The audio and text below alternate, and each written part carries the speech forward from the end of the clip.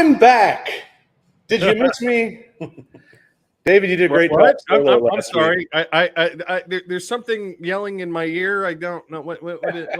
Who is this person? I have no idea. If you're tired of the all David widescreen version, the HD limited edition of David, you're in luck because we're back to the double up, but it's a triple up because I'm super excited. I happen to be in Chicago this week, and it lined up for me to connect with an old friend, Steve Turner, who owns a brewery, and we have his beer. So we have come full circle to actually doing the thing that we always promised we would do, which was to elevate beer and beer makers.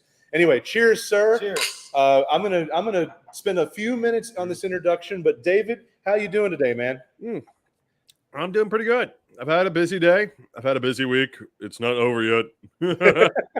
I'm really glad to be back in the window and in the frame with you, sir. Thank you for holding down the fort last week. If you're here, be sure to say hi. We've got let's see who we got. We got Brian. Brian's here. Yeah, super excited, and beer is involved. That's true. Now, our camera's way back there. We're going to be talking to each other. There's a lot going on. We're in an empty venue, so there's a little bit of an echo, and you just got to bear with it because that's what we're doing. We're doing the 3-man show this week.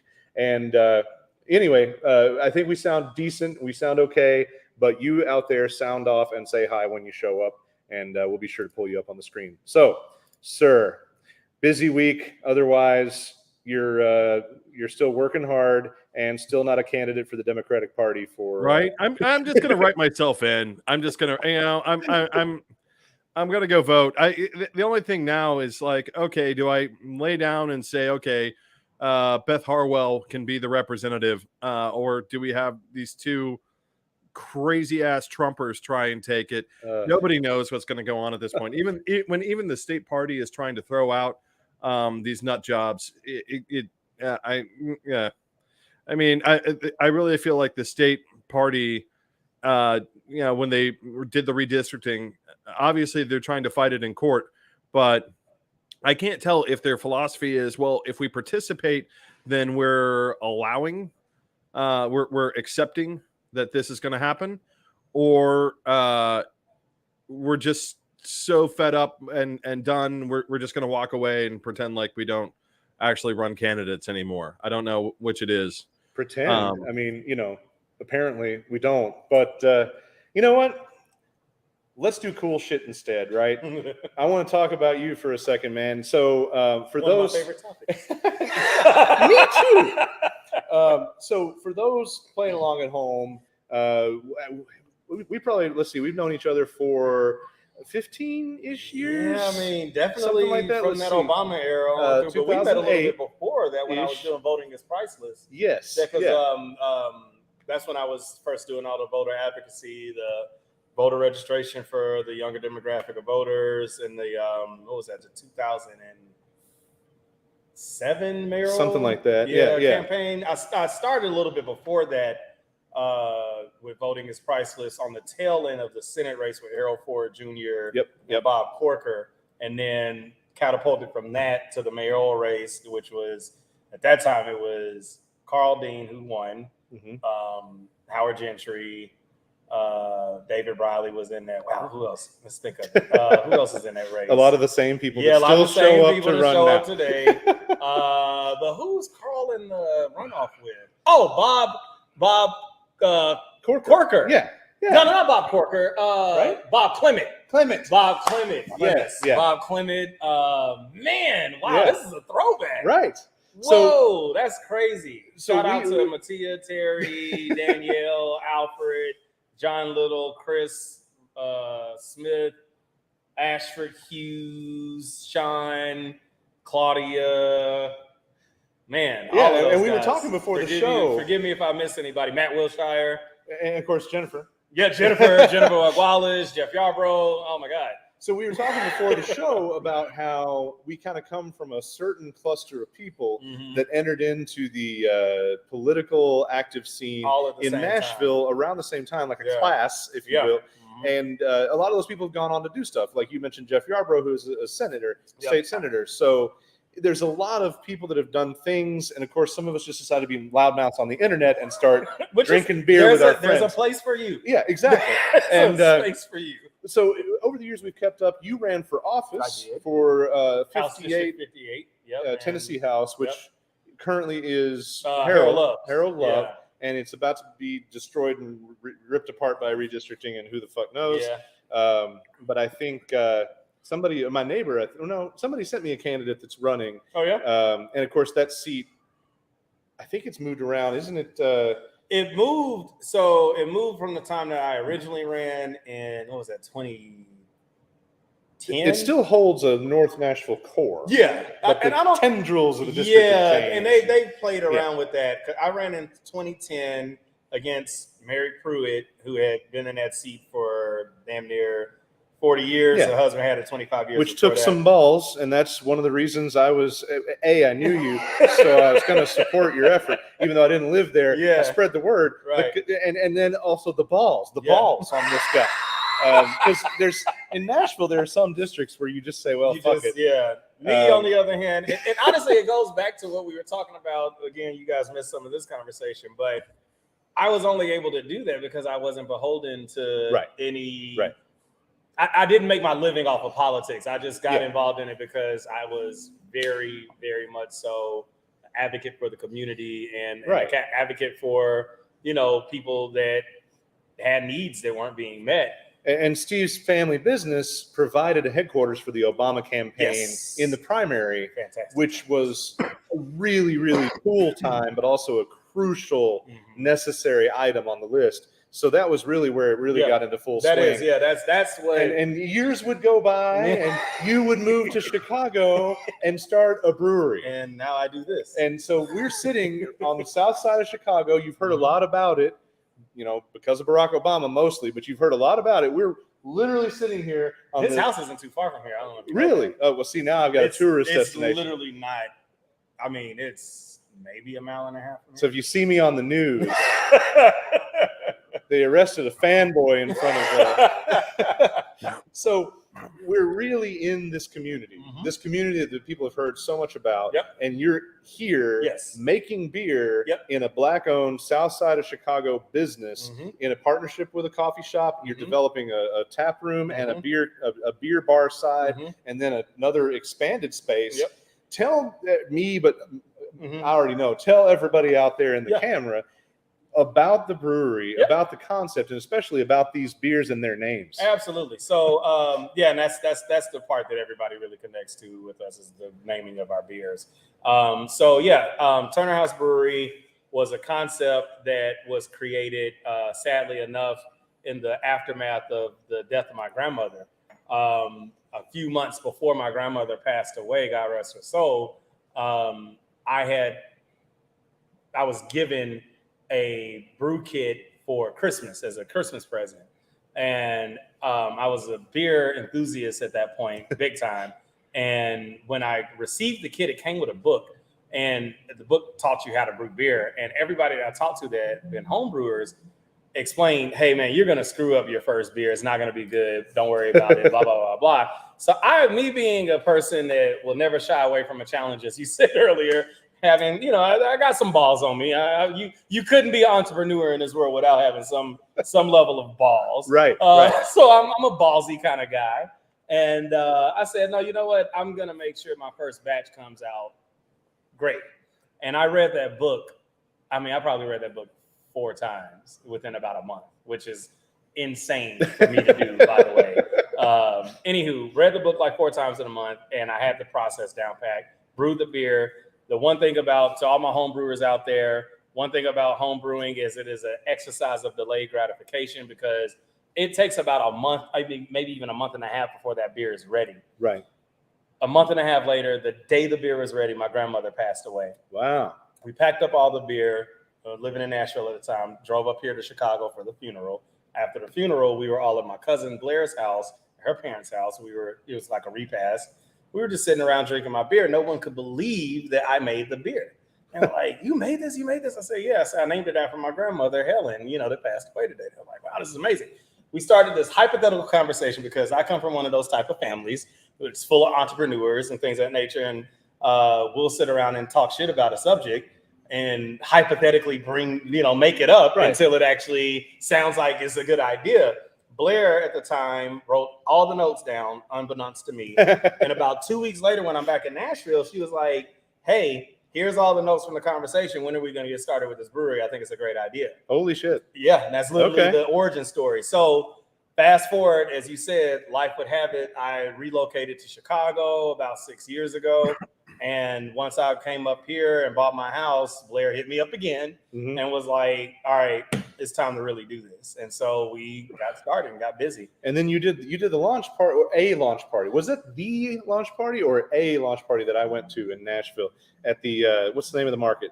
Man, yeah, that was that was in 2019, and that was at what's my man's local distro. Yes, local distro. Let's give a shout out to Will Rafford, who does amazing things in the community. Him and his wife.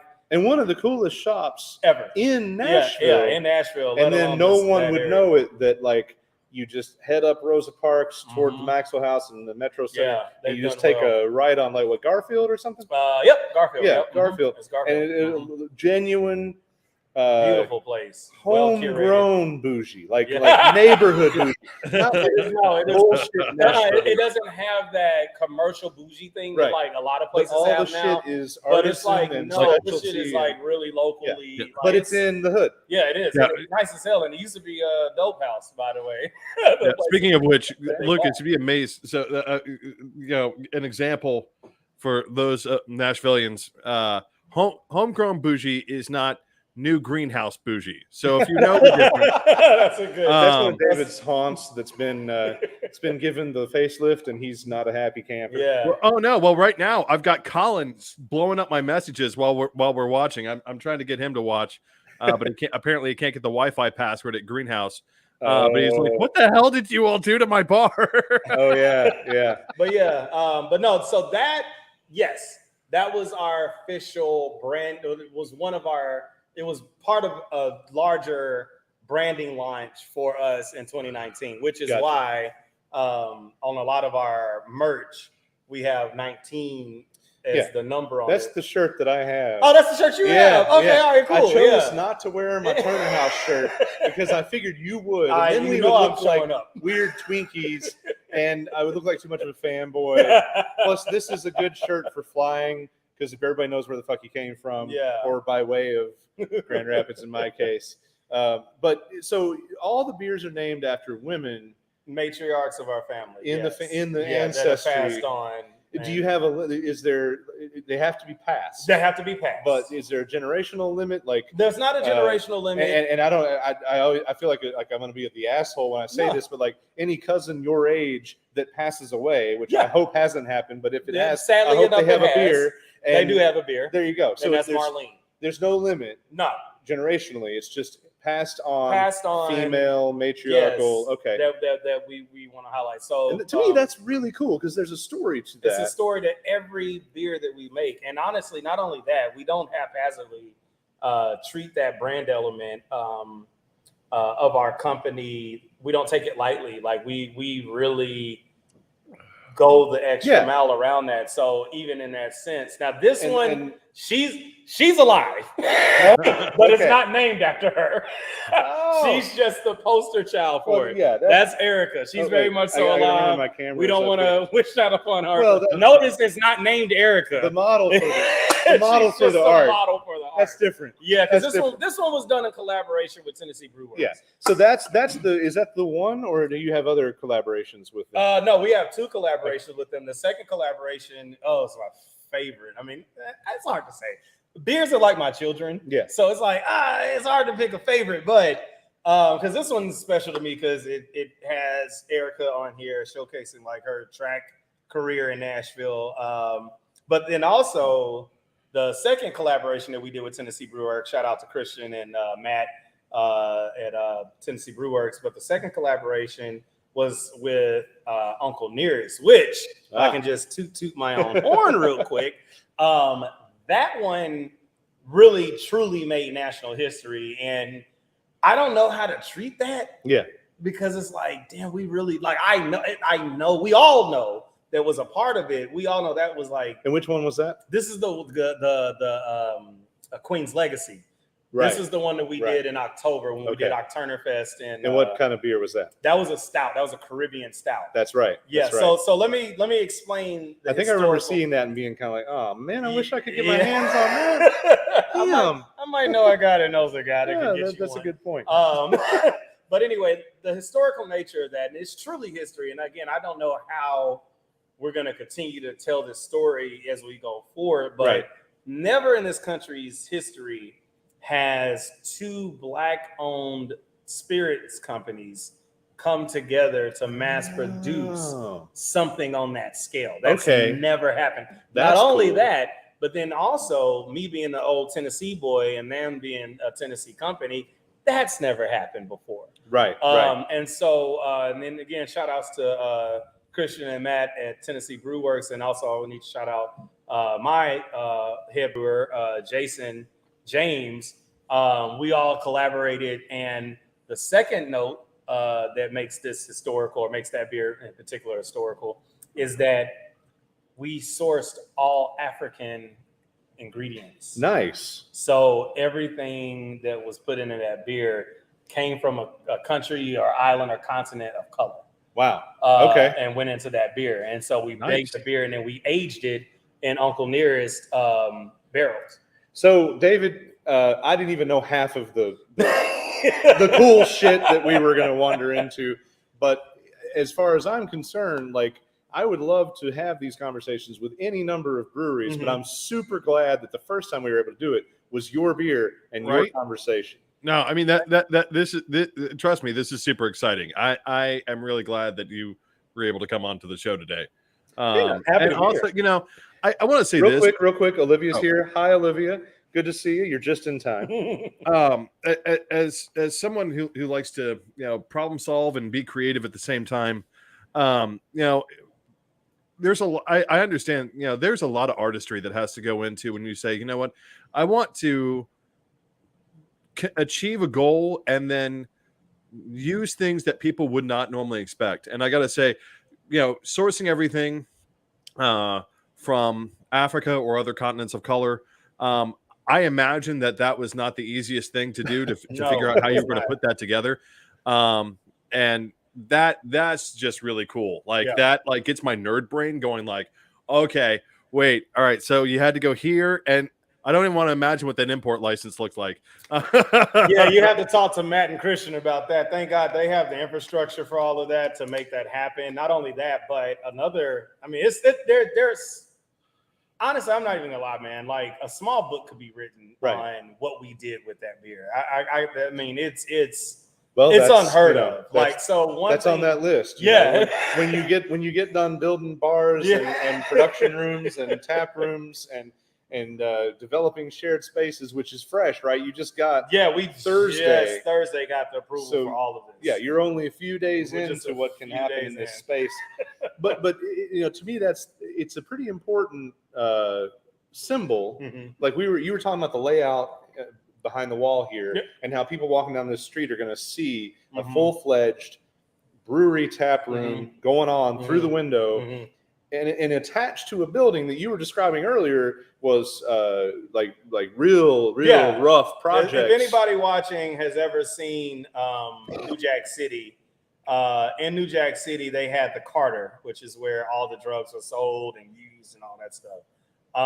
One of the I guess models for that movie to create the Carter was, even though the movie was based in New York, it was based off of, part of it was based off of this building that we're in right now, which is the Rosenwald building, which back in the 80s was basically the Carter of Chicago. It was nothing but drugs being sold out of this building and now drug users. There's a gorgeous courtyard right behind us. Beautiful courtyard. Apartments. I mean, it's affordable housing. Yeah, and it's actual affordable housing. Actually nice. Not Nashville affordable housing.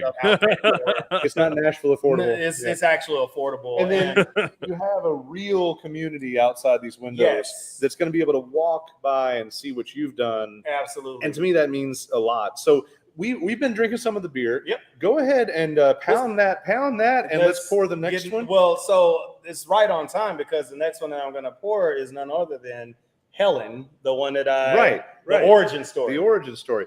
Let's take a beer break, and David's drinking, so it's time for that first one, and we call this the What Are You Drinking? So what you drinking? David, you go first. That way we can pour. So now I've heard some things about Gypsy Circus. I haven't been able to see many of their beers, but I've heard. I'm going to be honest. I've heard mixed things. I have no reason why. Right now, I don't have an example of anything being mixed here. This is really good. This is their Nashville Hot Cider, which I would not normally. Excuse me. Did you say Nashville Hot? Yeah. Yeah.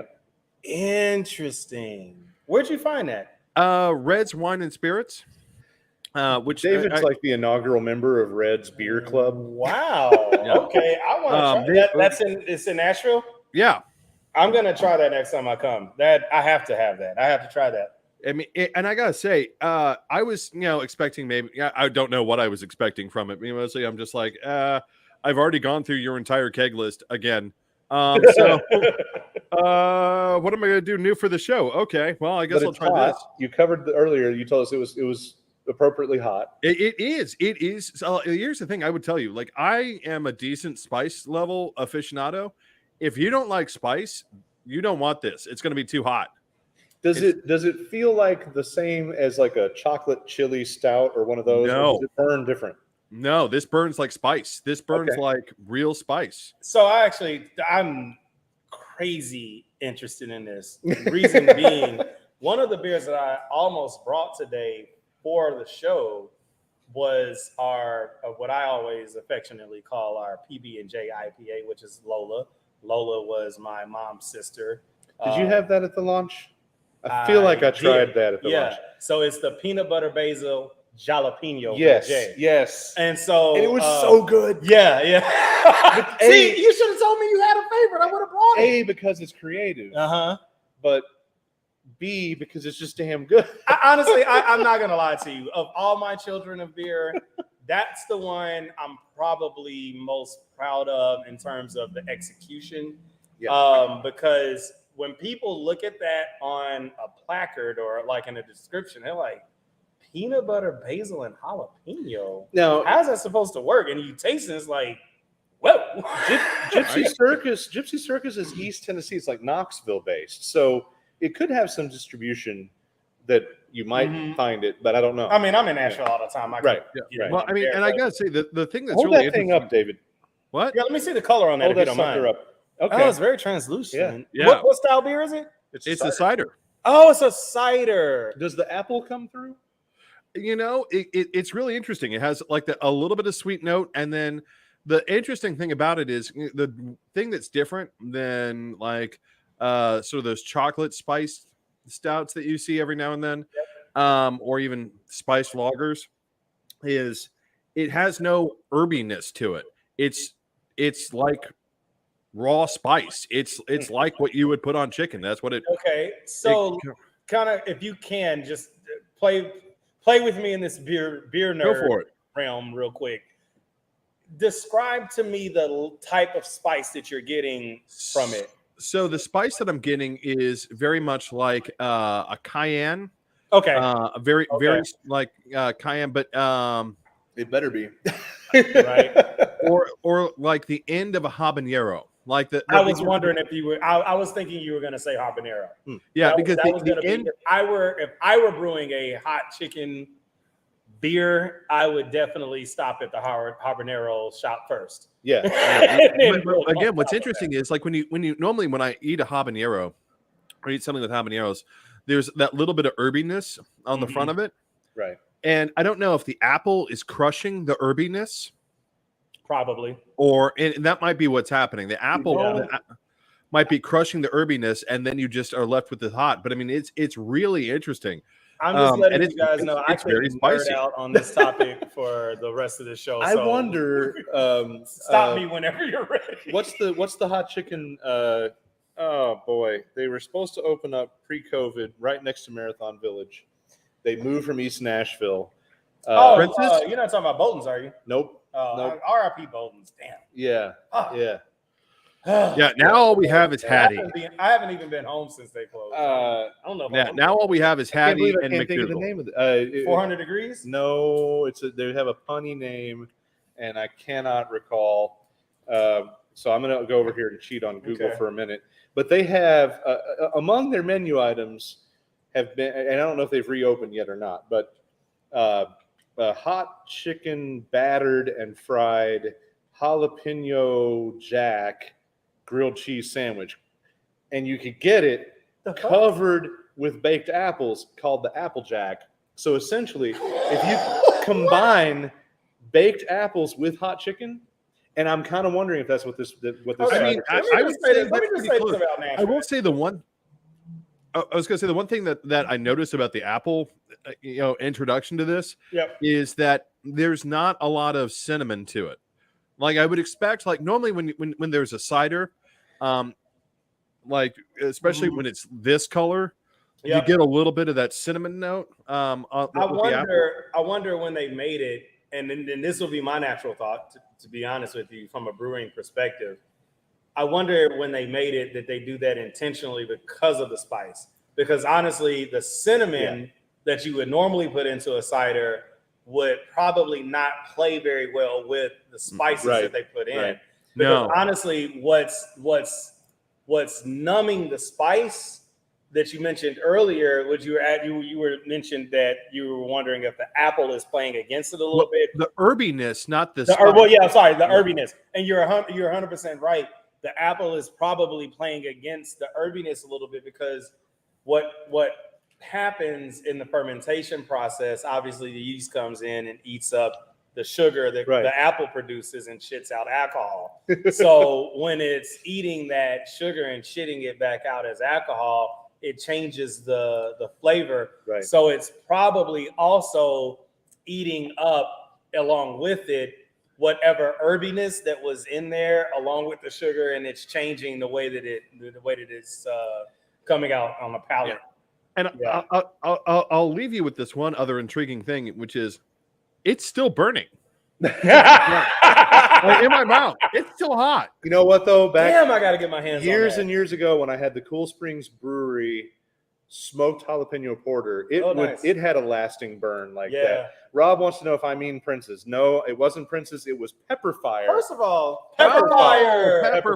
If you meant Princess, I would walk away from the show right now. Yeah, I would be able to think of Princess.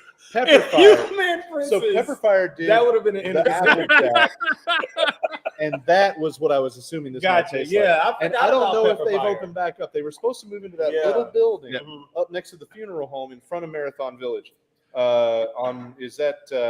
What's that one? It's not the street Marathon's on. It's the next street up. And I don't know if they've reopened yet because they were supposed to reopen. Oh, and then okay, COVID right over happened. there. Yeah. Were they going I remember what you're talking about now. Lucas, I also want to join. Oh, in front of it. Okay. I want to join Steve in reminding you that Mayor Purcell himself will come out and beat you with the chair if you ever.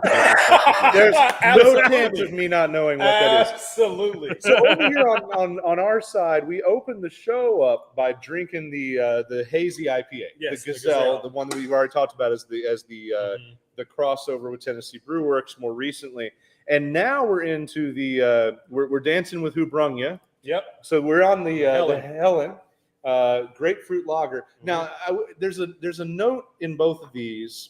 At first, I was going to talk about it in this, but now I wonder if it's not something that's a little bit of a signature for you, and maybe it was an accidental signature or it's an intentional signature. But there's a certain, almost a little boozy touch in the background of both of these beers.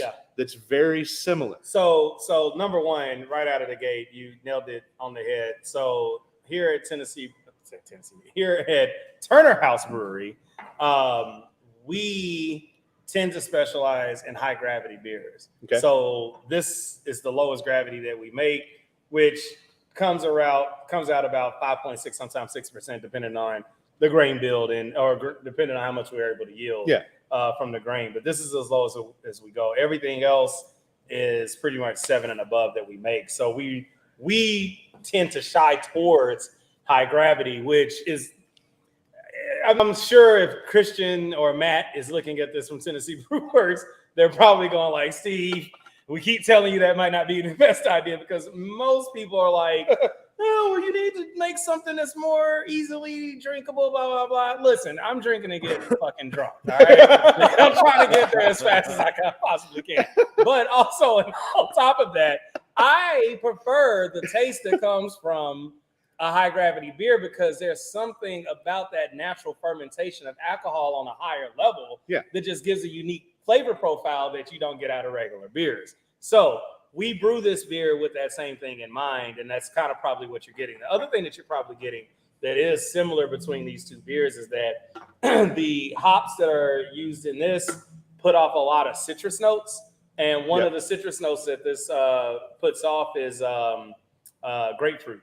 Okay. That's a huge driver. And it is. There's like a grapefruit rind. Yes. Kind of touch. And so then this in is both of them. This one is pronounced. Specifically grapefruit. I'm a grapefruit fan. Yeah. Oh, I didn't know that. Always. Yeah, like, from childhood. Okay. You cut them up and then make a bowl out of the fucking rind. Yeah. I was the kid in the corner with the Like little rind bowl eating my fucking crazy. grapefruit. So when I became an adult and realized, like, once David educated me on what a good or a bad IPA is, and I realized, okay, wait, grapefruit's a thing in beer. Boy, howdy. Yeah. So when we brew these, and again, this just goes back to our branding, when we brew beers and we're naming them after matriarchs in our family and honoring them, we come up with the recipe, the grain bill with them in mind. And so my grandmother, I tell everybody, she was a grapefruit. And anybody that knows her knows. She had a bitter edge to her. But if you really got into her and really got into the flavor, you're like, okay, there's a bitter start, but there's a nice sweet finish to this lady at the end of the day. And you couldn't beat her. And so that's why we gave her the grapefruit lager. It just made sense. So we'll wrap up this segment by doing what I already warned you pre-show that we sometimes do. My friend Brian is out there in the ether. giving us his speaking of ether, giving us his lowdown on anything that he's into any given night. Bellamy Brothers Old Hippie Stack tested 25% THC content, fairly stout, even by my standards, which for this guy is saying a lot. Well, let's just shout out the fact that we are in a legal state. Yep, and I now live in a legal state, so I don't have any and of course, David is in a state where the pressure is on. Yes. So, they're trying to educate enough tobacco farmers in Robertson County, Tennessee, say, you could dig that shit up and actually make some money. Make some real But by the way, before we leave this segment, I want to whet Steve's appetite for this cider just a little bit more. Please. This is also a high grav cider. Oh shit! This is 7%. That's the kind of cider I've been looking for my whole fucking life. I love it. You need to come get yourself some Gypsy Circus, man. I am about to get all into that next time. Well, the family and I are going to Nashville from the 10th to the 13th of June, just in case you're looking for the window which to get together with a couple of crazy guys and drink. I might look in my calendar and see if I'm. So if you're here for the beer, you lucked out tonight because we've done more beer talk, and it's the kind of beer talk that we welcome. So if you're out there and you want to come do more of that, join in. And if you came for that, you've been in luck. But we got to get into some of that politics bullshit. So we've got a couple of topics on hand. One of the big things that we do on the show is we do a pet topic, and I don't have a lot for this because both of these topics are dead horses. But we can't quit talking about the problem with police and the problem with guns, and that's what tonight's show is mostly about. So right now, we're on the Lucas cop hating train, and to be clear, I want to like the idea of what cops are supposed to be, but that's not what we have. Well, and Kansas City managed to give you another wonderful example today too. Yeah, fill me in. I've been traveling. They shot an unarmed pregnant woman. Oh, great! Who was this? Today, Kansas City. Oh, great. They say that she was armed. Everyone with a video camera watching was like, "Where?" Was it shoved up her ass? I don't know. The baby had it. Yeah, the baby had the gun. That's the only. glad we went there first. The It baby validates my concerns. It validates my The concerns fucking baby that had we the might gun the whole time. sully your reputation. He's already he's already got a life sentence, and even here yet. And on top of it, That's what the Republicans want. That's A full-flown individual with gun rights. Put them both in jail, separate them out. Now this sounds like something else that happened in this country. Right. And on top of it, they pulled her, and it's a lot of sketchy reporting right now. But they pulled her and the guy who was in the car over for supposedly carjacking the car, which it turns out, no, like not even the right car, not even close to the right. So that's kind of the whole concept of why I wanted to take the moment for the pet topic. In the good guys with guns didn't do shit in Uvalde. Like I wish it shocked me. I wish that we were speechless instead of filled with jokes just now. Yeah. But we're not, Agreed. because these motherfuckers keep doing heinous shit. Well, and when they're supposed to do the one good thing that we would like them to do, which, hate it for you, is to take a bullet for some kids, they stood around with their dicks in the wind for 40 minutes. Well, obviously I'm a person of color, and I've grown up with the reality that we're speaking to my entire life. It's extremely frustrating. Yeah. No, I mean it is. It's that is the politest way that you could politest way that I could possibly put it. It's right. extremely frustrating.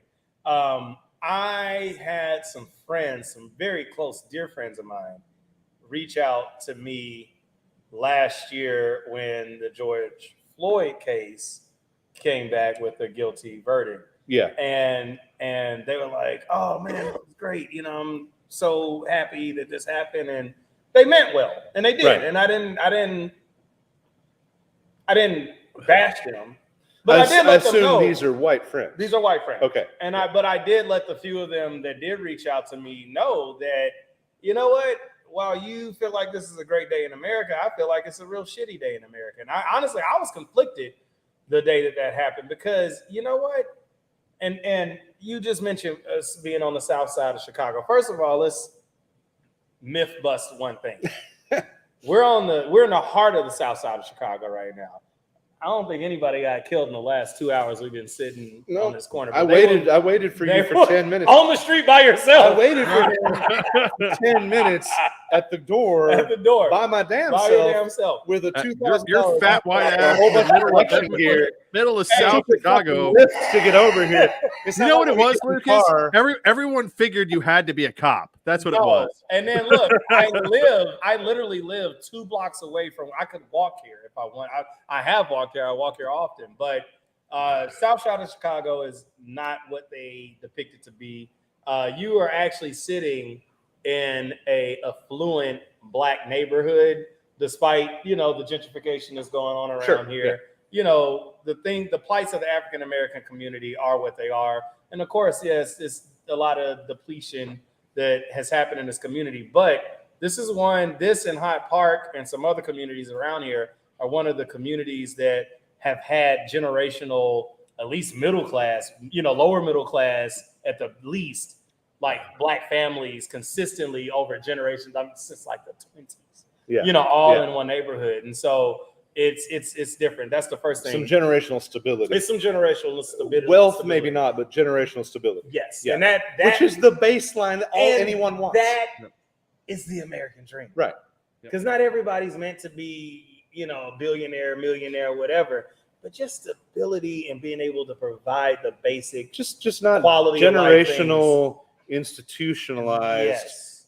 Fuck show. Yes. That's what we're trying to avoid. Yes, absolutely. So circling into the whole George Floyd thing and what I was bringing up, also you're sitting in a neighborhood that was heavily broadcast on the TV during the riots in 2020. Okay. And I lived it because, again, I lived 2 blocks around the corner. Right. And so every night it sounded like we lived in Baghdad. I mean, you could hear the flash grenades going off. You can hear the police activity.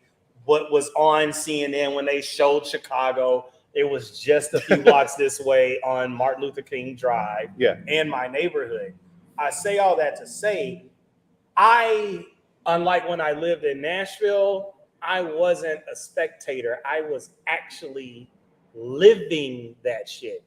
And no, I wasn't happy that the verdict came out the way that it did. It should have come out the way that it did.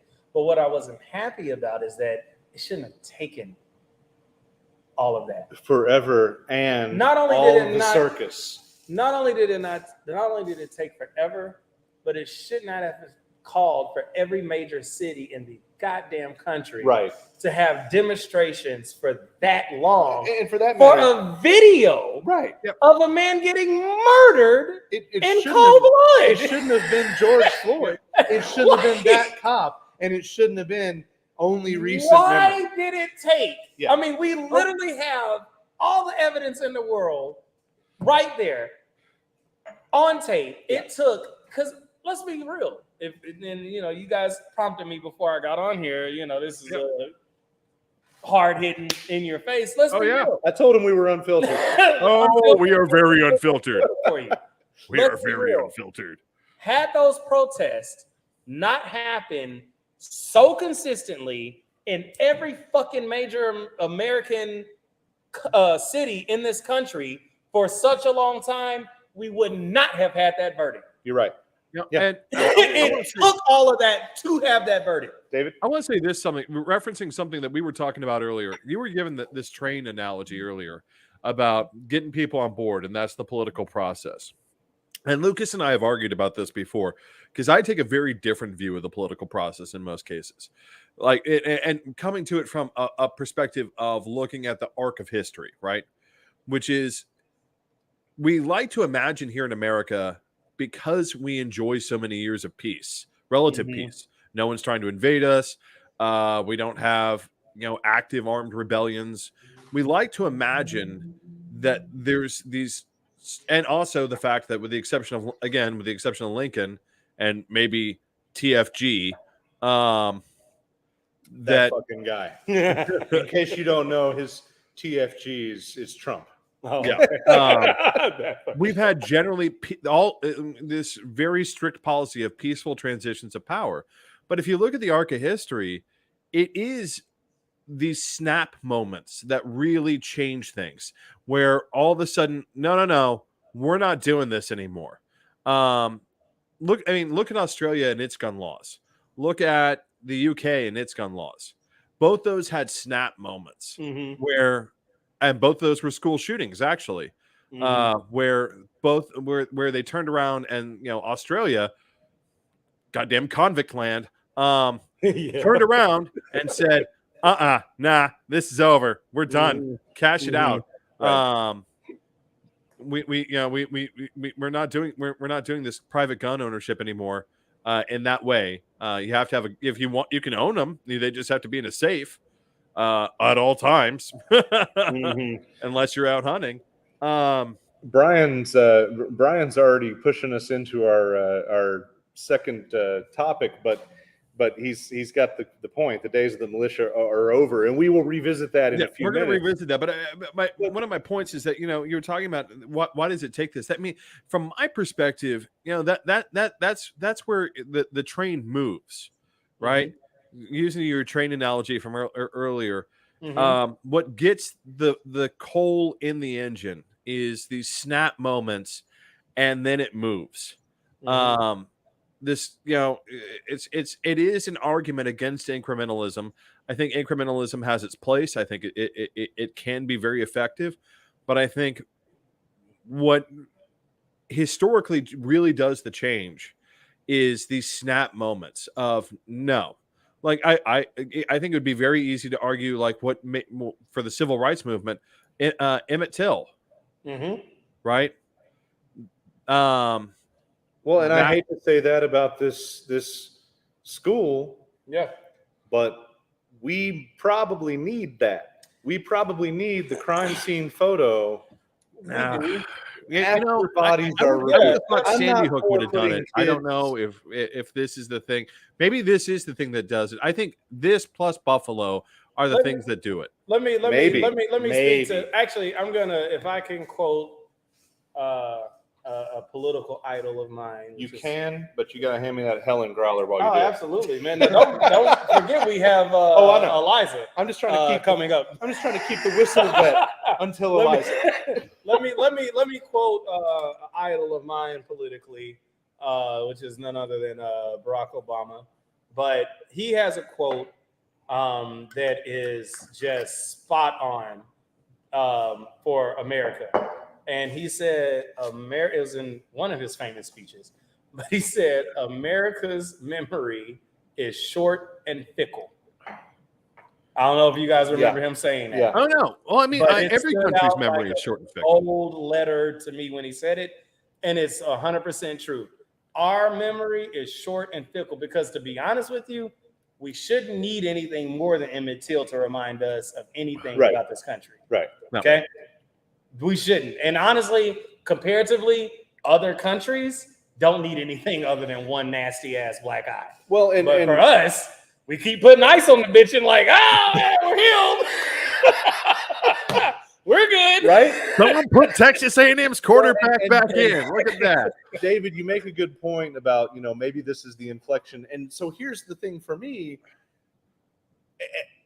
I try not to be unrealistically optimistic, but when I think about the optimistic possibilities of what could happen post these two events, Buffalo, Uvalde, maybe, Buffalo points out the clear and obvious, okay, we've got a problem with guns and a problem with citizen soldier fucking bullshit because this guy shows up with body armor and we got a retired cop that can't deal with him.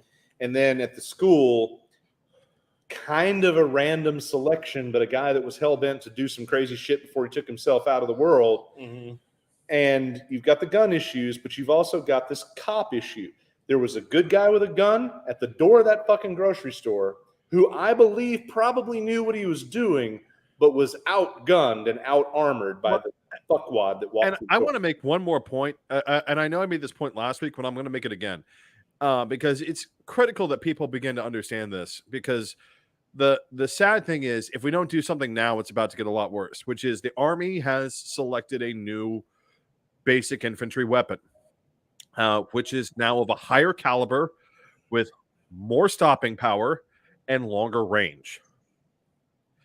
So now, of course, they've made the civilian version, which they're going to sell. So instead of the .223 or 5.58 NATO round that they've been shooting, which is still devastating to human beings when it hits because it tumbles and then it tears things up, and that's really bad. The new gun is going to do that, except bigger. Right. Can I just? I'm a pretty well traveled individual. I've flown to a lot of countries and spent some real time in the part of my career working with my dad in our family business. Let me just say, the root of our problem in this country, and nobody else may never ever say this, but you heard it first here on Brewing Controversy. The number one problem that we have with good guys and guns, to your title, is that we're the, if not the only, one of the few countries in this world that privatizes police. You can't, if you go to Italy, there's one police.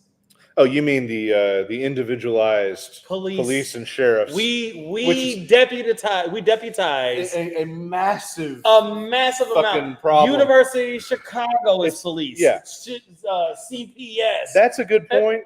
And everybody's the fucking police here. Some room for talking about constitutionalities and a lot of different variables, but it is a very valid point. No, and the size. Let me tell you why it's a problem.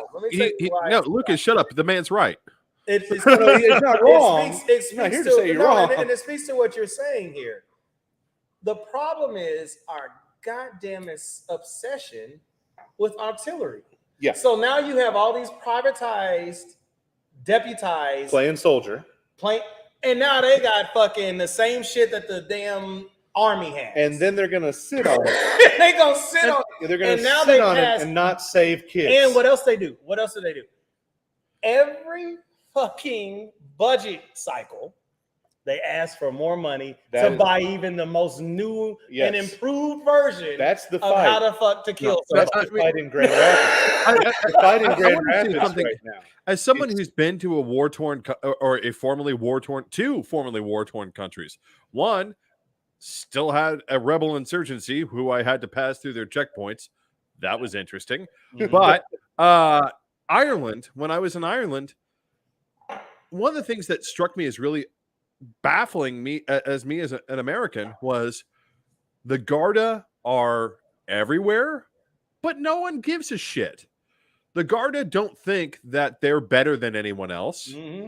The Garda, I mean, just to clarify, the Garda is the Irish police. Mm-hmm. Is the Garda. No one's looking at the Garda, even after everything that they've suffered, even after everything that's happened. No one's looking at the Garda being like, well, they're the hero. They're like, no, the Garda help us. And we pay taxes, and there's a much more neutral relationship. Have a job to do, right? And it's I think transactional in America, relationship between paying taxes and them being a servant of our needs in that category. Part of the problem is, and I would argue that it might be like sort of the genesis of what you're talking about, which is for some of these people, it's like their sports team. Mm-hmm. Like my local town has its own police department. It's like here in Nashville, right? Berry Hill has a police department. Why the fuck does Berry Hill have their own police department? Speed traps. That's stupid. Right.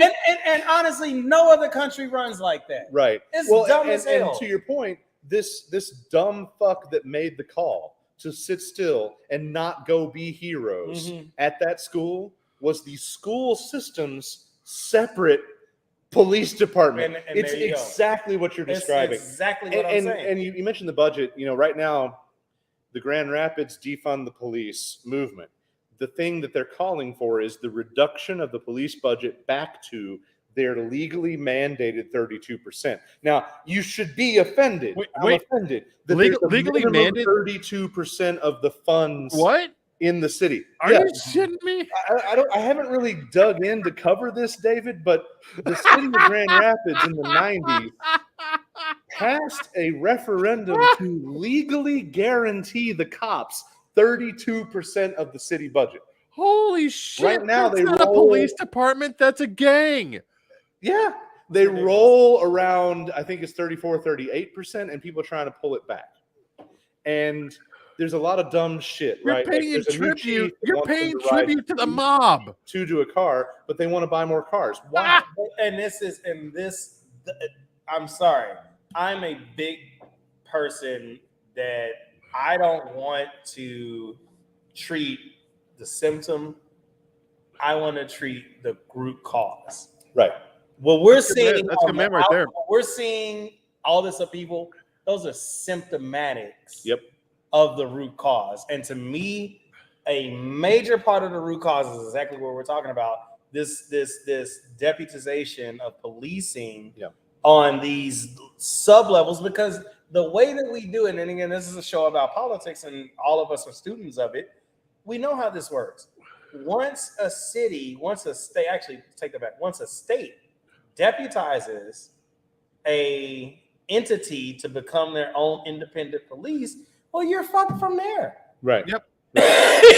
You're absolutely fucked from that point forward. Because police chief, those leaders, they're the ones that will cover up everything that needs to be covered up to make them look upstanding. I want to use Tennessee as an example real fast, because literally just inside the city of Nashville, you have Metro PD, then you have Berry Hill, then you have Belmead. Then if you're going to for the greater metro area of what the fuck is going on, Ashland City PD, right? Pegram that's PD. Inside Cheatham County.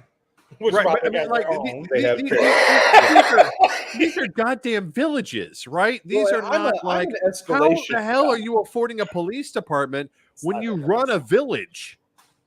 I'm an escalation guy. I feel like everything should escalate. I don't think that the Grand Rapids Police Department in Michigan or the Ashland City Police Department in Tennessee should have all the implements of warfare that they do. Well, because I mean, what no, the they fuck shouldn't. is your The county problem sheriff for? Right. Ashland City PD 100%. shouldn't exist. They have What's like the National what? Guard for? Right. 6,000. To me, there should be an There's a escalation. Waverly Police Department. Waverly was wiped out by a flood. There's only like 3,000 people left sitting in that town, and they still have a police department. There should be an escalation of force based on the threat. If Grand Rapids PD experiences some kind of militarized standoff, they should have to call the Kent County fucking sheriff to show up with the armored vehicle. Mm-hmm. And if they can't handle it with the 6 dudes in body armor and the armored vehicle, then they should have to call the National Guard. And what this does is it saves fucking money. It demilitarizes the police at a local level, but it also creates checks and balances. Y'all want to get really deep? Governor Whitmer is gonna look at you and make sure you need her shit. This is deep. Well, lay it down, Steve. Lay it down. Y'all want to get really deep? Yeah. What you just described is what the fuck they did to us in the 60s during protesting. That is true. What you described is 100%. And they called the National Guard in the South every fucking time they couldn't get us in control. That they didn't like going through those motions, so now they want the armored fucking shit. And we were peacefully protesting. Exactly. And they said, we can't get these guys under control. We need the National Guard because they have better artillery than us. You know what broke that, though? It's very easy what broke that. Kent State. Kent State broke that. Mm-hmm. We called the National Guard out on a bunch of white kids. Yep. And then we killed them. Yep. And so we're not doing that ever again. And guess what? We just had a Kent State when Trump had all those people shot when he was trying to do the Bible thing in front of the church. There was dramatic, deadly result. It was the same damn thing. It was the same damn thing, and I think we skip over that a lot. Olivia makes the point that her village has no police and they contract hours of the neighboring town, which also shouldn't be the thing because the whole county should just have a sheriff. It should just be. It's such a hodgepodge. Like to your point of what you said earlier, there's no true checks and balances. And again, earlier I made the analogy. My analogy about government and politics is always it's a slow moving train. If you imagine a train with a bunch of shit connected to it, the engine, how long does it take for that train to get to optimal speed? It takes a long time the more shit is connected to it. Now, that being said, what she's describing is similar to that because it's like, I get your point, but to reform all of this or to correct it, because now these people feel empowered and emboldened and entitled. So they're not going to easily relent. Right. Slow moving train. Well, and David, let's wrap up. I want you to summarize the bullet points that you always hold to. And I like to defer to David because he has a law degree that I don't have. Well, no, I mean, we've got a whole bunch of basic steps that we could take to kind of rein in the reality of the out of control law enforcement circle jerk that we employ in America. I always have the same formula, which is, we have to separate the peacekeeping and the peace enforcer function, right? Right. And we have to separate the peacekeeping, peace enforcer, and investigatory function. And we have to separate liabilities, right? Like there's a lot of that. Well, yeah, because the thing is, the guy who pulls you over for speeding doesn't need to have a gun. The guy who busts down your door because of a weapons charge probably does need to have a gun. Mm-hmm. So we need to have separate entities in charge of each of these things. We need to have a peacekeeper function, which is the guy who's wandering around downtown Chicago, who's wandering around downtown Nashville. He's unarmed. He's there, not there to take you to jail. He's there to talk you down and say, hey, He's going to make sure that the scooters are off the sidewalk, and he's going to be like, hey, you're drunk, go home. Community service and protect. Right. Let me call you an Uber. You got to get out of here. Exactly. And the peacekeeper function needs to be, hey, this is a potentially dangerous situation where I may die, other people may die. Mm-hmm. We need someone, as I like to call them, yes, the skull crackers. Yeah. These are the people who are I actually love that. That what you just said. That I love that. That's a good model. Colin is with us. He says hey, hello. Colin. No, he's got a greenhouse right now, bitching about how bad it is. 3 wet kisses. There you go. Well, shit. I would take 3 wet over 3 dry. So the third level is that in order so that the police don't stop investigating themselves, the entire investigatory function of the police needs to be transferred to the DA's office. So in other words, no more police detectives. It is now the DA's office investigating a crime. The DA's office needs to be the one who decides whether or not a crime has been committed. Yep. And the DA's office that needs to do that. I personally think that your first job out of law school, if you want to work in the DA's office, is to be a detective.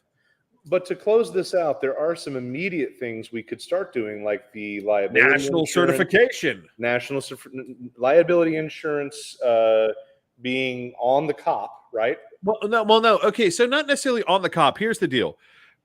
And Republicans might actually Grand Rapids is police responsible for their own liability insurance. Yeah. Speaking of incrementalism, Republicans actually have argued that they might be okay with this, which is a national certification for law enforcement. And my argument would be to take that. Doesn't a contractor have to have like the same fucking certification? We got to go through a lot of shit to get any contract that we have. And my argument would be to turn that around as an insurance company, because I've actually worked with lawyers who represent localities. Can I shout out Nashville real quick and in a good way? And I think this is going to be my prescription for the issue. Back when I was running for the Tennessee House of Representatives, Nashville had it right in a couple of neighborhoods. You know why? Because those police officers were so ingrained and so connected to the neighborhoods, particularly in East Nashville around Cleveland Park, and particularly in South Nashville around Napier. They knew everybody in the neighborhood. They actually had neighborhood They policing. had neighborhood, not the contrived version. I think a lot of this shit, these George Floyd situations, these ones that we don't want to see any more of. Yeah, this shit can be really easily solved if it was a requirement, just like here in Chicago. If you're a CPS school teacher, you have to live in Chicago. Right. You need to. But we get into some dicey territory. If you're going to require people to live in the city, you got to keep the city affordable. And Nashville can't do that. And that's fine. But no, Nashville can do that. Let's not talk about what Nashville. That's fair. Nashville doesn't want if Nashville leaders had look at the man preaching truth. Look at the man preaching truth, Louis. Listen to that man. Nashville doesn't want to do that because at the end of the day, if Nashville wanted to say, hey, you know what, with all this urban development that's going on, we want to earmark X amount % of this for people that want to go into law enforcement to live in these same communities that they're policing. Yeah. And we'll give you preferential treatment for funding, financing, any of those things. But you got to live in this and you got to be here for an extended period of time. You're talking about a different scenario. And if more people did that across the country, and at the end of the day, who are the ones that are in control of that? It always comes back to what we were talking about while I was setting up earlier, a lack of balls. Yeah. I have wanted Metro Legal in Nashville to be willing to stand up to the state. And that's what I've been preaching in the Grand Rapids chamber at the commission there. Is like, you've got a lawyer. If you think you can't do something because the state will come down on you, do it anyway and dare them to take you to court. And you're right. You're right. I do want to finish with this one thing, though, which is, at least for what Republicans are willing to do right now, which is to possibly require this national police certification. And what I would turn that around and do and say, if your cops don't have national certification and they do what just happened in Kansas City, they do what happened to George Floyd, they do what happened to God knows how many other people. If they fuck off and don't do the job in Uvalde. Well, I mean, Jackson, I want to point out just the cavalcade of errors. It came out today.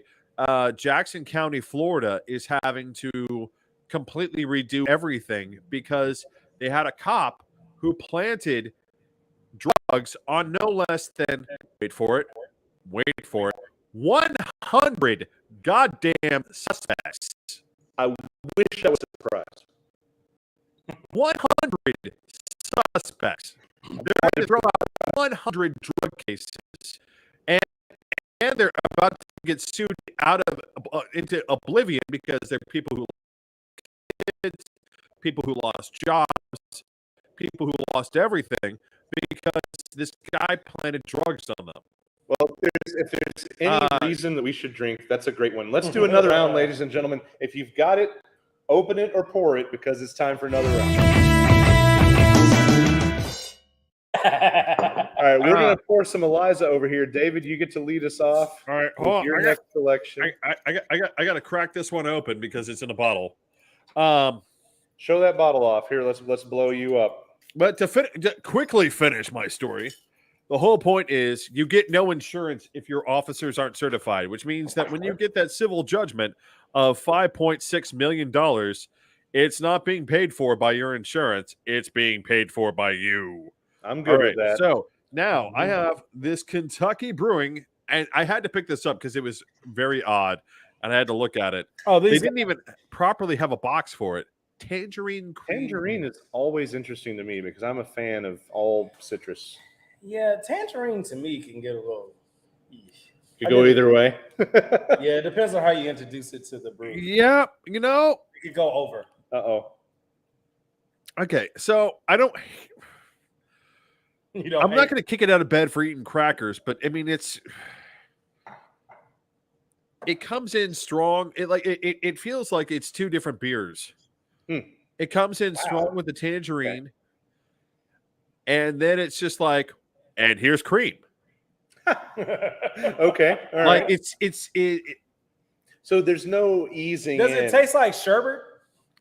No, it's two separate flavors. I would expect it to taste. I'd be like down sherbet. with that. Yeah. No, that would win for me. So they're distinctively two different flavors. Super different flavors. Like it has this very strong tangerine front end. And there's no transition. It's just a. Yeah, no, there's literally I can almost feel on my tongue. It almost feels like there's a line, and the mid just dies out, and then there's cream. And I don't want to assume that everything that they make is the same in this ethos, but a lot of my Kentucky brewing experience has been that it was good when there was no other player in the game. Yeah, that's. But every time they have something that somebody else does, Kentucky Bourbon Barrel is clutch. It's good. Yeah, it's fucking clutch. Now my hometown, the Dragon's Milk, just pounds it. Yeah, so it's kind of. And there's other bourbon barrels out there. What brought me to the dance, but the Dragon's Milk converted me and made me move to a different fucking. And we're not going to talk about what Tennessee Brew Works did to their whiskey barrel situation. I've got a surprise for you. This whole thing is going to end with us going to my house, and I'm going to give you a Queen's Legacy. Oh, boy! That's what I may have to text the boss and tell him I'm not going to be back at the hotel. You have to post it. You have to post it. Will do. All right. Will do. But I'll give you one. So, because honestly, Dragon's Milk was one of our targets for what we were going for. Then this is a challenge. This is an official gauntlet toss. Oh wow, Lucas! We need to go to Dragon's Milk and be like, hey, yeah. There you go. We're here. How do you answer? So I just dove into the Eliza, Yes. the oak aged saison. Yes. So here's what I got to say. Because of the oak aged part, this is a unique and interesting saison. I used to have saison on the go-to list, like what are they having at this reception? Oh, there's a saison. Fuck it, that's good. That's a safety. But I got so damn tired of saisons and farmhouse. It's like, oh, fuck, I don't care, bastard. This has How do you get tired of saisons and farm? But see, you have a wider range than I did originally, so this actually keeps it. I'm really curious. I have never heard. This keeps it new. Lucas, you need to bring some of this to Nashville because I have never heard of an oak aged saison, and now I need to have one. You heard of it now. I have now, and now I need to have it. You'll have an opportunity soon enough. It's not in a can, so it won't make it to Nashville on me. But this guy over here, he could do that. I'm not gonna lie to you. Can I talk about Eliza for a second? You should talk about Eliza. Eliza was the matriarch of all matriarchs of our family. If there were a governing board, a spiritual governing board, if you will, of our company, she is the president of the board. Okay. Of all the beers that we make, Eliza is the president. We lost Eliza in 2018, right before Christmas. I can't remember. It was right in that. It's right at the tail end. She was the Oracle. Okay. Y'all remember the Oracle from the Matrix? Yeah. Eliza, personality-wise, how she would treat you. She was the Oracle. Eliza could sit here right now in front of you if she was still living, and she would tell you some shit about yourself right now. I was going to say, she knew shit. I was literally thinking she would tell you she some knew shit about you that you hadn't really thought about. Yes, and it wouldn't take her but 2 seconds to be able to be like, hey, you know what? I think you should blah, blah, blah, blah, blah. And that could go incredibly south. And whatever, incredibly fast. But you know what? And whatever for me, whatever she said, you would be like, "That's probably right." Yeah. That's cool. That's cool. So that being said, even though this was to be honest, this is an early addition to our repertoire in terms of our top main 5 that will always be on sale. It's one of the top. It's between Marlene and Eliza are the 2 top. I can't say sellers because we technically haven't sold. But in terms of when we do events and tastings, we're always popularity contest. Contest. We're always out of Marlene and Eliza first. Well, okay. I mean, as a three philosophers addict, like full on fucking addict. Like telling you the truth.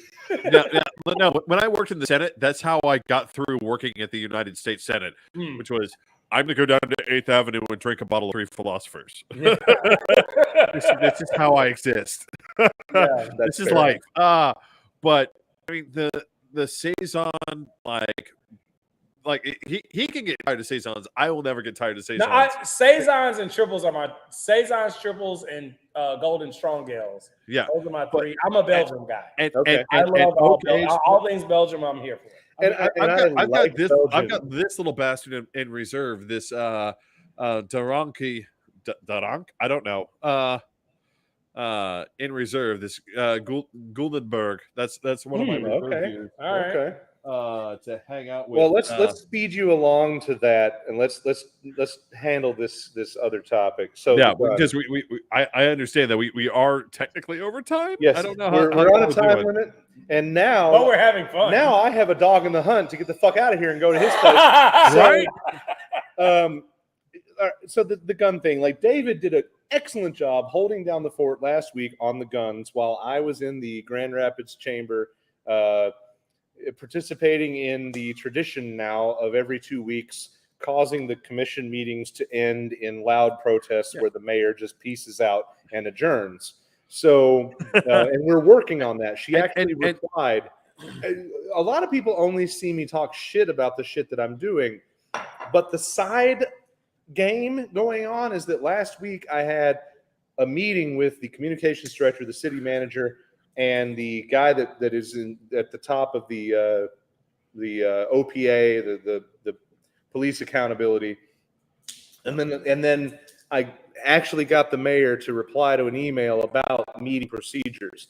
Right now, there's a conversation going on the inside in Grand Rapids about how meetings are run and how much it frustrates the public that they do what they do and she does what she does. And that's interesting. But I'm also one of the first people that's willing to sit there and join the people yelling at the tone-deaf dumbfuck who shows up in the middle of a real serious cops and Black Lives Matter period of time trying to literally preach his anti-abortion gospel. Read the room, bro. Not the best time. Wow. So he sent the room into a fury, and I started yelling at the mayor about theocracy and the First Amendment. So maybe not the best thing to do. I don't know. So diving into the gun expert, thing, David, but... you covered the gun thing in great detail last week. And just to clarify for Steve, if he hasn't watched, Steve, I have a philosophy about things, which is this: if you really hate a person, you forget that they fucking exist. If you really hate a thing, you learn every last fucking thing you can about that thing just to prove how much you fucking hate that thing. Which is why that is fucking spot on. Yeah, he's low key obsessed with guns because of that factor. That is spot on. So at the end of the day, we're dealing with only in America, right? Could you have the miserable failure of law enforcement coupled with the death at that elementary school, followed immediately by a fucking NRA convention, right? And then you have all the dipshits that are sticking to their line about guns don't kill people, people do, which most people rebut accurately by saying, why do you keep giving guns to people then? And then, like, this Michigan DA thing, that fucking guy, the guy that's running against our current sitting Democrat DA in Michigan, his whole line is any registration, licensing, etc. is unacceptable per the First Amendment. We might as well give up our guns if we're going to have to register them. Like, really? Like, should I give up my car because it's registered? Like, I don't get this. But he's a hard line believer in the idea that regulated militia means a prepared army of citizens. And there are all these readings of the Second Amendment that all these crazy bastards bring into the mix. And at the end of the day, none of it solves the problem. So let's talk about this. By the way, when this happens, that means old man David went for a pee because he has the bladder of a pregnant 38-year-old that got a weird lecture from her out-of-touch doctor about being pregnant in the first place. So it's all up to me and you right now. I have. Yeah. Okay. I saw it. Co-host. Co-host. But let me say this. Let me approach what you just said. And every once in a while, life will give me a full circle moment. And I feel like this is one of those times. Full circle moment, before we actually got started with this, I said I'm frustrated with both sides. Yeah. Democrats and Republicans, because at the end of the day, nobody wants to sit in the middle and compromise. Right. And like, for those you gotta give up something. For those that don't know, you might assume that we check in. We have a half hour before the show where we make sure everything's working, microphones, lights, and we were having a conversation with the three of us in which you expressed it seemed like you didn't want to be on the both sides suck train, but you are on the both sides are failing miserably right now train. Yes. Yeah. That being said, everything that you just described is one of those situations where I think there's room to recognize the other person's perspective. So reiterate what you were just saying as a gist. Like give me the DA challenger. Right. So the DA challenger in Michigan saying, and this made David's skin crawl earlier. It was really kind of fun to watch. That the well-regulated militia means a prepared and boots strapped on properly, ready to go civilian force of arms-bearing people. And I just to quickly explain why that made my skin crawl, which is apparently we get to if it's He's anything back to the not pipe. He is. We've re-entered academic smoking. anything not abortion, anything not free, not freedom of speech, anything not freedom of religion, anything about voting rights, anything 14th Amendment. It's a construction of words, and that it can change. Apparently, if it's or it can't change. Rather, it's just whatever the Constitution says. Those are the words, and we have to use them for the First Amendment, the 14th Amendment, the Fourth Amendment, whatever it is. We just have to use the words that are given. For the Second Amendment, all of a sudden we get to be creative in our understanding of the words, even though regulate has a very common meaning. That's more than 200 years old. Right. So we have to use a different construction of the word regulate. Yeah. So let me interject this. As a attempt at meeting somebody where they are. Okay. Which to be fair is not an invalid concept. And the man that brought us together for the most part was very much about meeting people where they are. Mm-hmm. So what I would say is this. I think in today's political climate, we don't acknowledge the emotional response that exists within the opposing side. Mm-hmm. It's like, for those of you that are in relationships or have been in relationships or been married or are married currently, your spouse has been on some utter bullshit. And vice versa. And vice versa. Some utter fucking bullshit that you just be like, what the fuck is this? But usually that's me to her. But yeah, I get but you. our love for that person allows us a moment to sit back, or it should allow us a moment to sit back and say, okay, you want some real fucking bullshit. But let me apply some logic that I know of you, right, and some patience that I've grown for you because of my love for you. That's what we're missing. Because in these moments and what you're describing right now, and this is taking white America out of black America. This is just America. America. Right. Just say some of the hardest conversations, most awkward conversations I've ever had with hardcore Second Amendment proponents have been with black men, and I've been like, "What? I don't understand. No, because why do you want more guns?" And there's a real space in that where within our community, we're like, no, fuck it, you ain't taking nothing from me either. Right.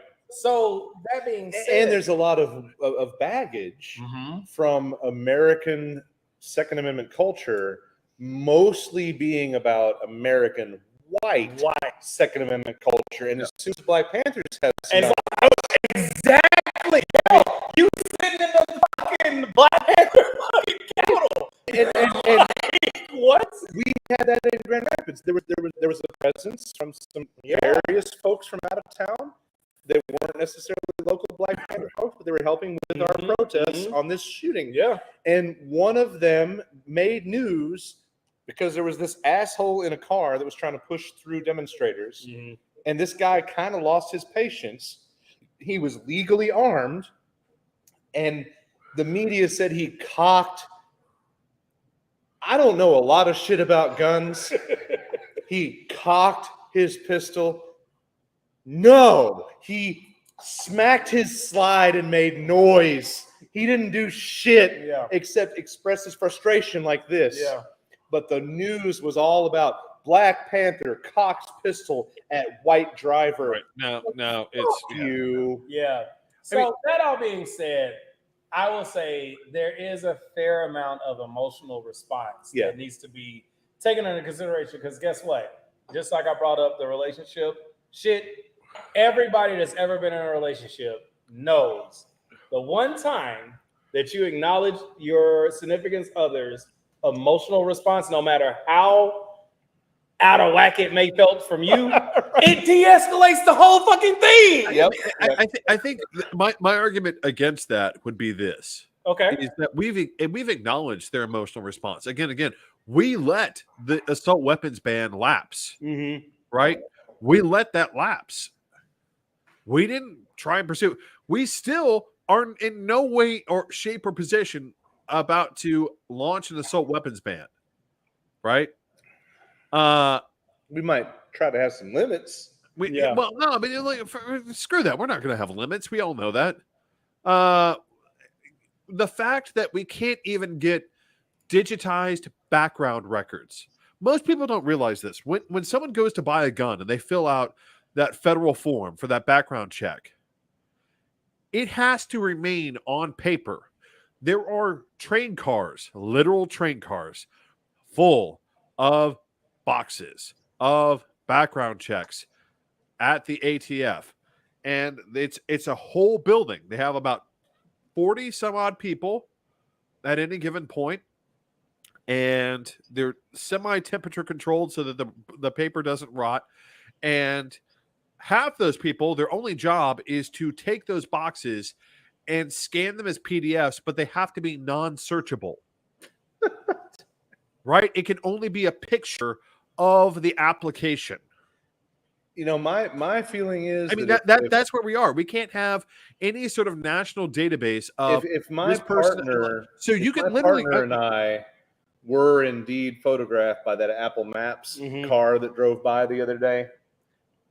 Fuck your anonymity. Your records should be searchable, and it's a simple matter of public information. Well, no, I should be able to look you up and see what the fuck, and see what your armory is, and then I know I'm not fucking with him. It gets so much worse than that. It gets so much worse than that. Because not only that's a great point. But I know.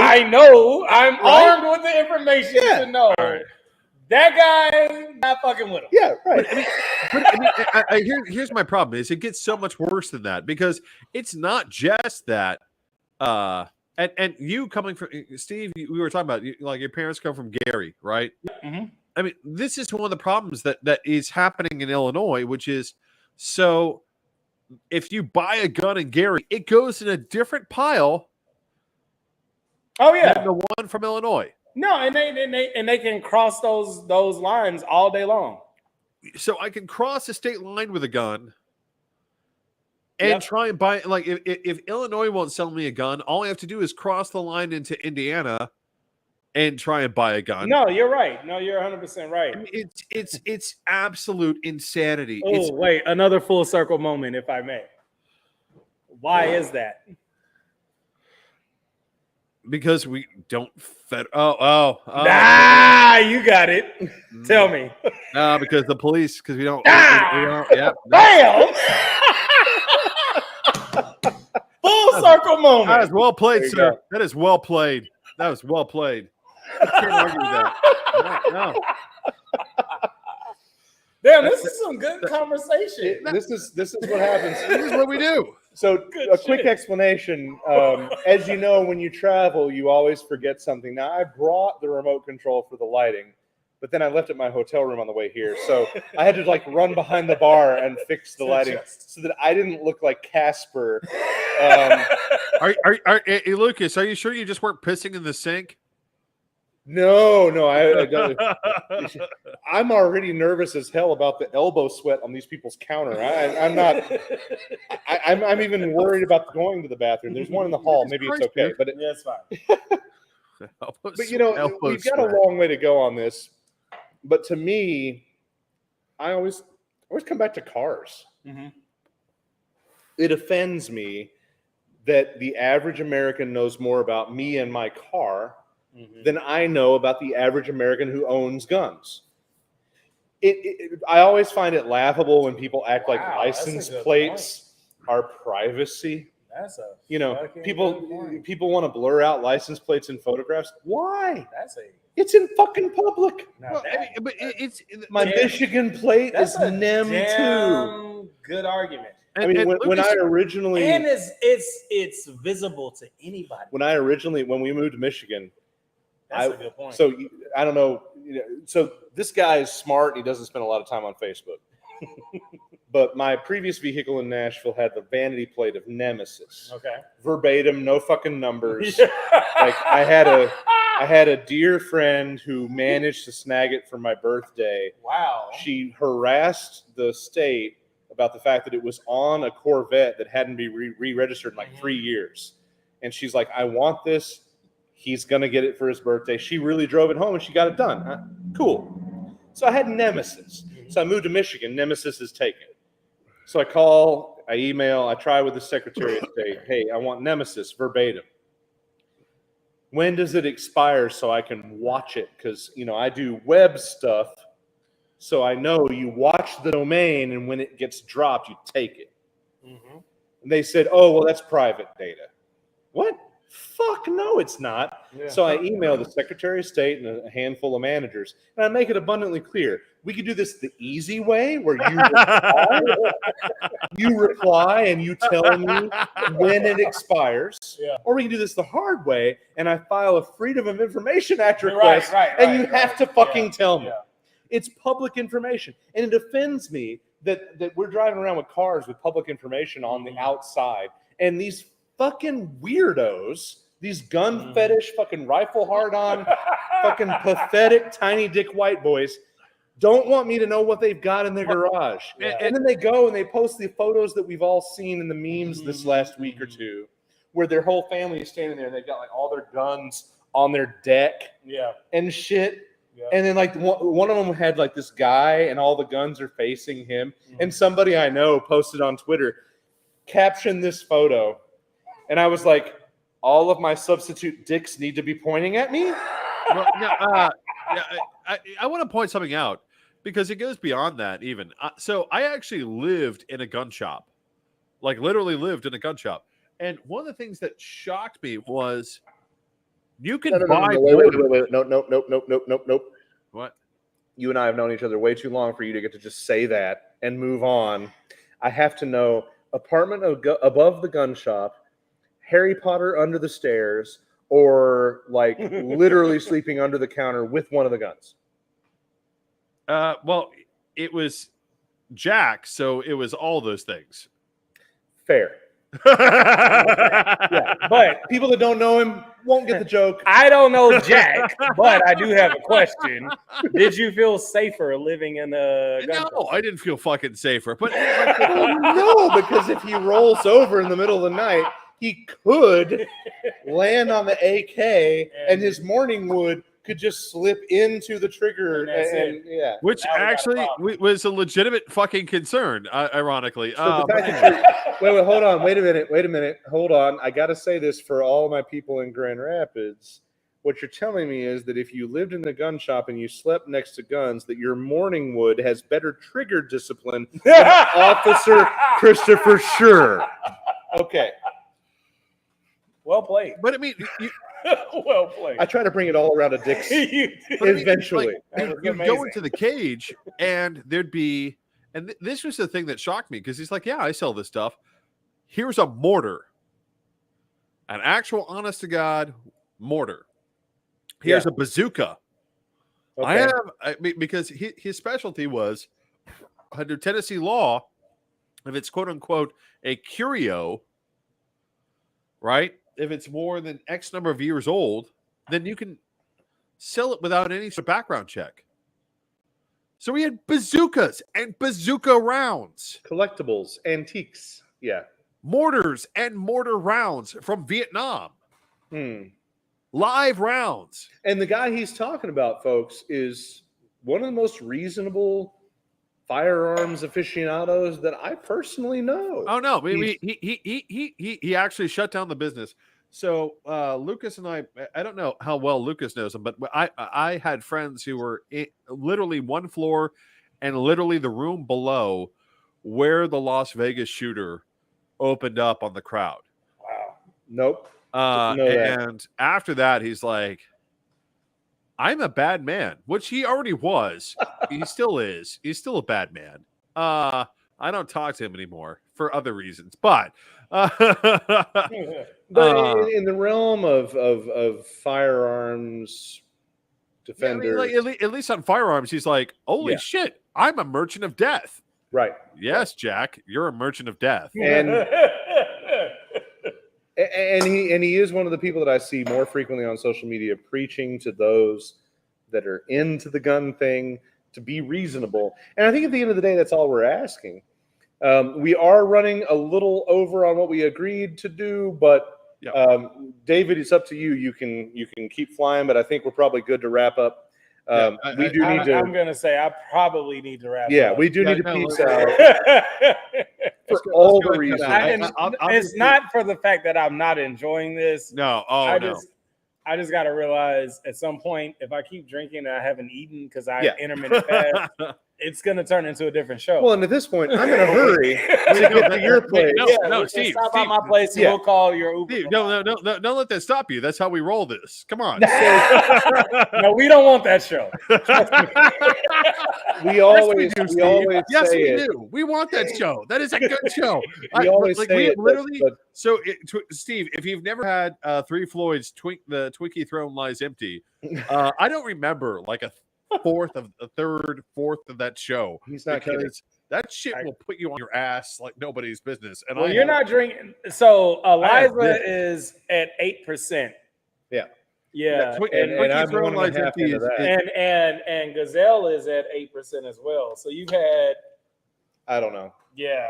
I mean, there's been a couple of each, and the great thing is there's no car here, and it's all Lyft. So hey Steve, if you ever want to have the beer that will make you talk shite and fall over, Twinkie Throne Lies Empty, I highly recommend from Three Floyd's Brewery. Well, let's just say this. Next time I'm in Nashville, I'll carve out some time, and we'll have some together. That makes sense. Oh yeah. Oh, sounds like a great idea. And even if it's not when I happen to be there, you two guys definitely hook up. And speaking of hooking up, thank you all for tuning in. I think this is a great conversation. This was a lot of fun, and I'm hoping we do more of this. We're going to find out which brewers out there have the balls to come speak their mind.